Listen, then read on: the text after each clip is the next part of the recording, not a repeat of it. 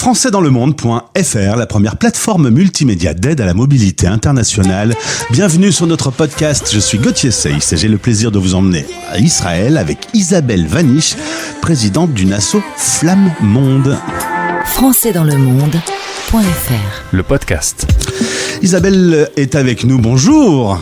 Bonjour Gauthier. Bienvenue sur françaisdanslemonde.fr, partenaire de la fédération Flamme Monde. Ça me donne l'occasion de me promener à travers la planète. Aujourd'hui, on va parler de l'association Le Jardin Français à Ra'anana.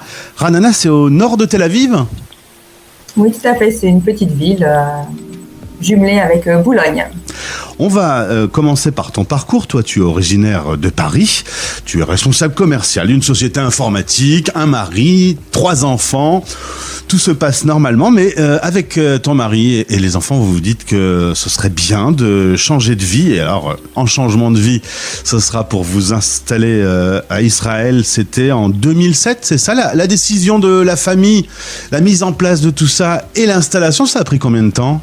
Bon, c'était un long projet et puis en voyant nos enfants grandir, on s'est dit c'est peut-être le moment, quand l'aîné est arrivé au collège, on s'est dit c'est le moment de partir, sinon ça va devenir plus compliqué. Et voilà, on a fait le pas et ça fait maintenant plus d'une quinzaine d'années qu'on habite à Ra'anana. De confession juive, vous avez décidé que les enfants devaient grandir dans le pays. Justement, il y a beaucoup de lycées français qui sont existants, mais il y a aussi, c'est le cas de tes enfants, des circuits dans des écoles locales et donc un besoin de complément pour maintenir le français ? Oui, tout à fait. On voulait que nos enfants soient complètement intégrés à la société israélienne, donc elles ont suivi une scolarité dans les lycées publics israéliens, mais c'était important pour nous qu'elles gardent le français, qu'elles sachent toutes lire, écrire, qu'elles connaissent la culture française et qu'elles puissent garder comme ça aussi le lien avec la France et avec la famille restée en France. À la maison, on parle français, tu m'as dit. Tout à fait, on parle 100% français à la maison. Les enfants, parfois, un petit peu les deux plus jeunes, parfois en hébreu ensemble, mais nous, on tient au français. En 2014, tu deviens directrice de cette association, le Jardin Français de Ra'anana. Tu t'es regroupée avec d'autres communautés francophones et tu t'es dit que ça pouvait être bien de monter cette association Flamme. Voilà, tout à fait. Avec une amie, on voulait que nos enfants sachent lire, écrire, on les voyait grandir. Et puis, on s'est rendu compte que c'était aussi le souhait de beaucoup de parents francophones autour de nous. Donc, on a décidé de monter l'association et ça a eu un succès bien au-delà de ce qu'on imaginait. On ne pensait pas que 10 ans après, on aurait tellement grandi. Et voilà, nos enfants maintenant ne sont plus dans le cadre du Jardin Français, ils sont trop grands, mais beaucoup d'autres Français, d'autres enfants en profitent. Alors, dès la première année, 40 enfants, vous attendiez pas à en avoir autant. Aujourd'hui, 185, puisque 2 villes supplémentaires proches de Ra'anana ont rejoint également l'association. 185 enfants, ça commence à faire un petit peu de logistique. Tout à fait. Il faut gérer les écoles, les mairies, les parents, les enseignantes. Tout se passe bien. Alors il faut dire que le pays est organisé de façon à ce que l'école finisse assez tôt. Résultat, avec l'association, vous vous êtes organisé avec les écoles. Les professeurs sont dans les écoles. Les enfants, quand ils ont fini leur journée, ils vont à la cantine. Et ils enchaînent dans les salles de classe avec le relais de l'association. Les enfants n'ont pas à bouger, c'est comme pratique. Oui, très pratique pour les parents. Et donc, on loue des salles avec l'accord de la mairie, dans les écoles et ça permet un grand confort pour les enfants.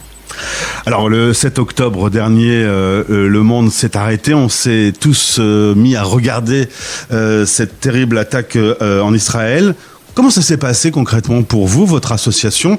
Tu m'as dit la première semaine, il y a eu un effet choc, sidération. Évidemment, dans la première semaine, après les attentats terroristes, il y a eu arrêt des classes et des cours.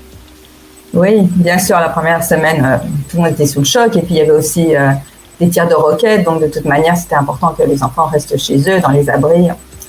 Ensuite, très rapidement, on s'est dit que c'était important de reprendre une certaine routine pour les enfants, pour les enseignantes. Et donc, comme on avait l'expérience du Zoom avec la pandémie de Corona, on a repris les cours dans un premier temps en Zoom.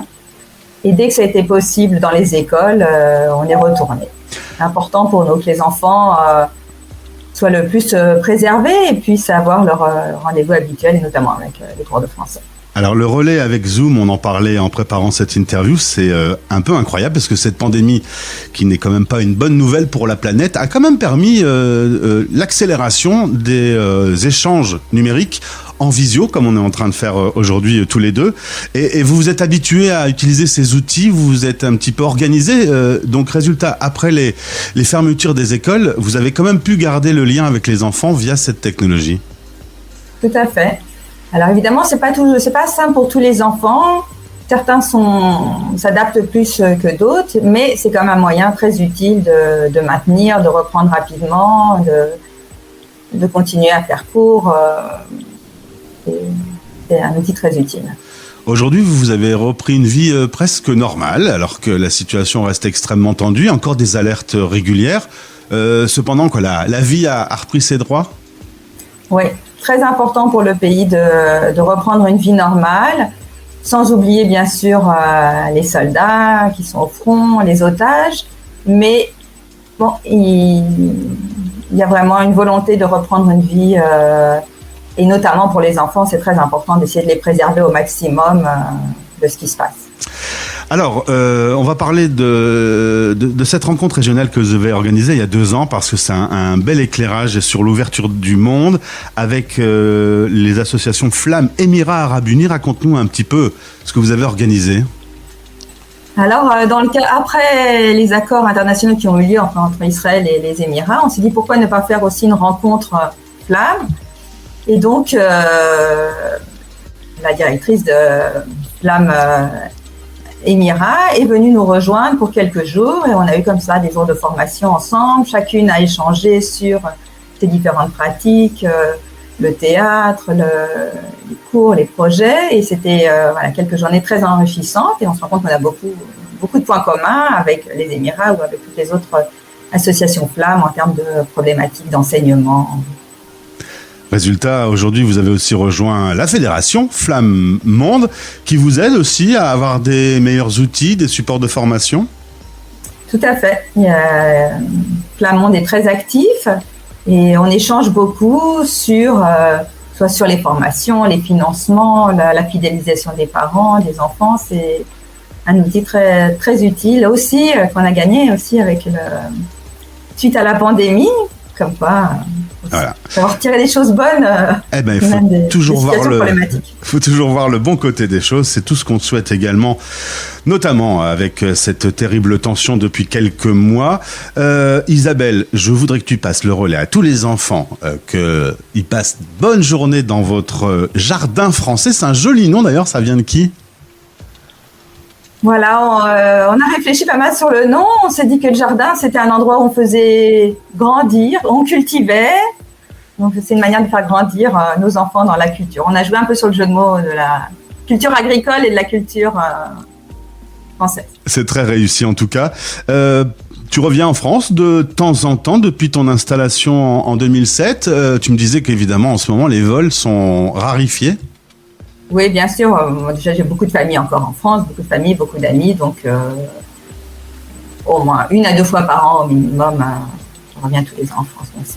Très bien, merci beaucoup pour ce témoignage Isabelle.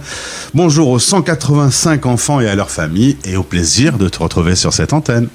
Avec plaisir, merci beaucoup Gauthier. Bonne journée. Français dans le monde.